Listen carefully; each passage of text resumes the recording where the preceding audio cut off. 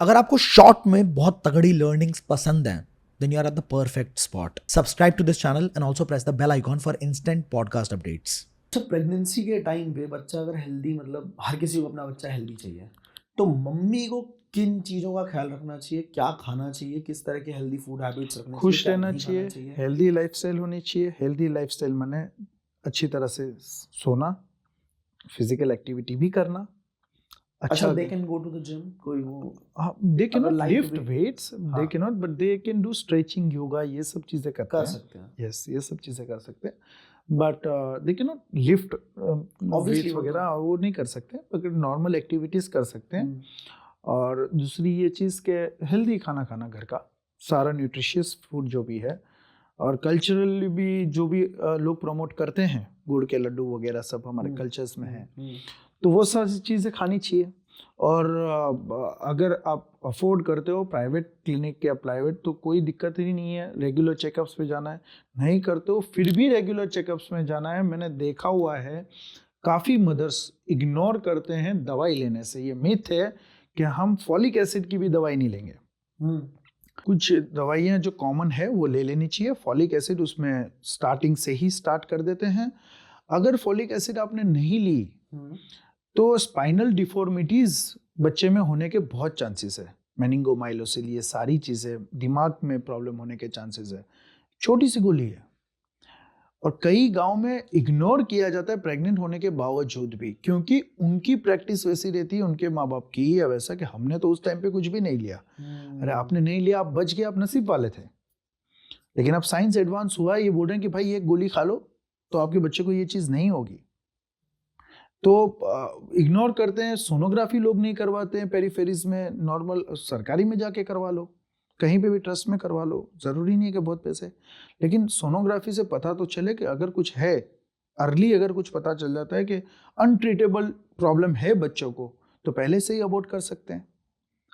और फिर बच्चे आने के बाद जो दिक्कतें पैदा होती है बच्चे और माँ और पूरे परिवारों को, उससे तो बचोगे। हाँ, तो कई लोग तो बोलते नहीं 5-5 महीने तक के हम प्रेग्नेंट है, 4-5 महीने तक तो।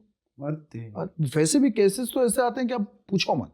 तो सबसे ज्यादा क्रिटिकल केस आप मेरे को बताओ, ऐसा कोई यार ये सवाल मुझे, ये क्रिटिकल केस यार पिछले 10 सालों में क्रिटिकल ही देखे हैं मैंने। क्रिटिकल केस तभी बनते हैं जब तक पहुंचते हैं तो केस बन चुके होते हैं वो। नहीं वैसा नहीं है, लेकिन क्रिटिकल केसेस बहुत सारे देखे हैं।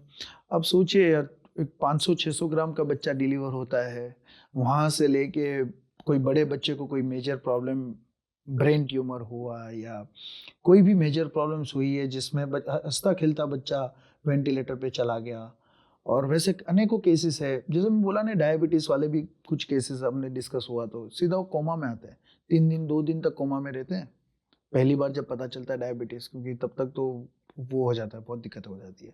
तो ये सारे क्रिटिकल केसेस है। पॉइजनिंग वाले केसेस क्रिटिकल कभी कभार, हाँ, फूड पॉइजनिंग नहीं, जैसे कि स्नेक बाइट पॉइजनिंग देखे हैं क्रिटिकल केसेस। और दिमागी तौर से भी काफ़ी प्रॉब्लम, दिमाग की काफ़ी इन्फेक्शंस, मेजर इन्फेक्शंस हो जाना, और फिर आते हैं उसके बाद उनको ठीक करना। और किडनी की प्रॉब्लम्स रहती है, लीवर की प्रॉब्लम रहती है, लीवर में पस हो गया और बहुत दिक्कतें पैदा हो गई। सो बीमारियों की तो लिस्ट है सारे, बहुत सारे क्रिटिकल पेशेंट्स से जो देखे हैं। कई केसेस ऐसे भी देखे हैं जिसमें हमें भी उम्मीद नहीं रहती, लेकिन मेहनत करते हैं तो निकल जाते हैं। और कई केसेस ऐसे रहते हैं जिसमें बहुत मेहनत करने के बावजूद भी रिजल्ट नहीं मिल पाता। इसलिए मेडिकल साइंस में ऐसा है कि you just practice, do your best, give your shot at the right time. ये टाइमिंग का खेल है, ये टाइमिंग है। आईसीयू के पेशेंट्स में टाइमिंग का खेल है कि करेक्ट टाइम पे तुम पकड़ के करेक्ट टाइम पे तुम मार दो। अगर तुम पिक नहीं किए और एक भी साइंस मिस कर दी है तो ज़्यादा कॉम्प्लिकेशन होने के चांसेस हो जाते हैं। तो ये सारी वेंटिलेटर पे भी, हाँ, वेंटिलेटर पे भी बच्चा है तो आपके मशीनरी बराबर काम कर रही है, आपका ऑक्सीजन सप्लाई सब कुछ सही है कि नहीं, आपकी हर एक चीज़ अप टू डेट होनी चाहिए कि वो जितना प्रेशर मैंने दिया है, जितना वेंटिलेटर पे सेट किया, उतना ही बच्चे के वजन के हिसाब से सब।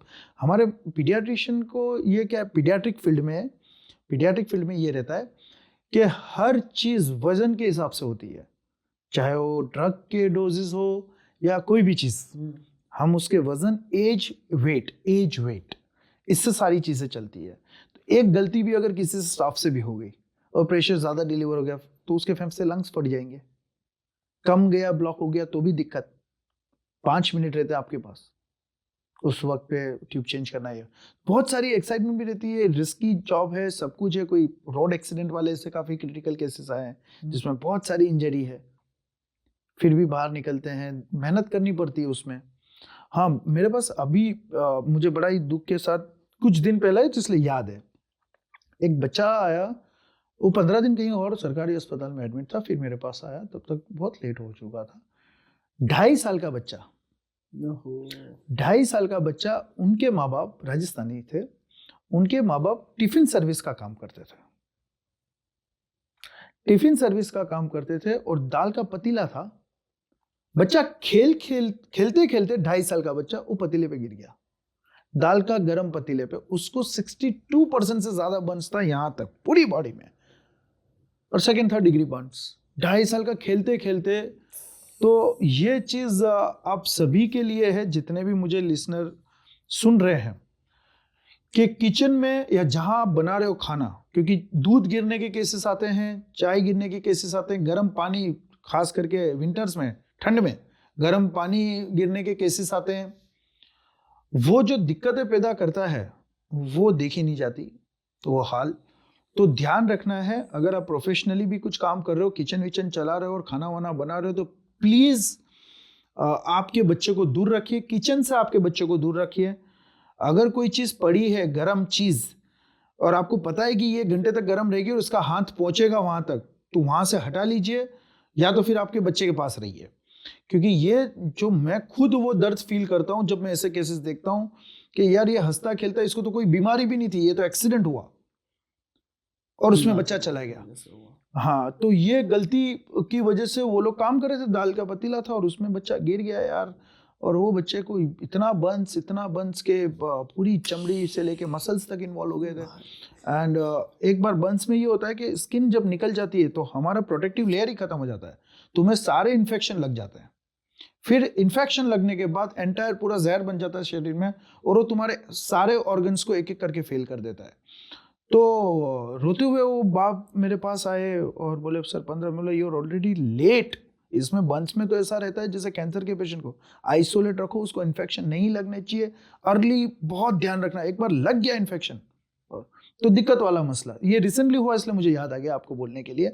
और इसी बात पे मैं मैसेज भी देना चाहता हूँ। तो मैं ये वीडियो भी बनाने वाला था मेरे इंस्टा हैंडल के लिए भी, कि भाई अवेयरनेस के लिए, लेकिन आपके माध्यम से ये मैंने बोल दिया लोगों को तो कि ध्यान रखिएगा अपने बच्चों का। ये सब चीज़ें वैसी है जो अवॉइडेबल है, जिससे हम बच सकते हैं। जो चीज़ से हम बच सकते हैं उससे बचे रहिए, फिर ज़िंदगी भर का अफसोस और रोना ये रह जाता है। और मुझे भी बड़ा दुख होता है जब मैं ऐसे केसेस देखता हूँ पर्सनली। मज़ा आया ना कुछ नया सीख के? Then why don't you share this with your friends also. उनको भी सीखने का मौका दो, उनको भी नई चीज़ें सिखाओ जैसे आपने अभी सीखा। Subscribe to this channel and also press the bell icon for instant podcast updates.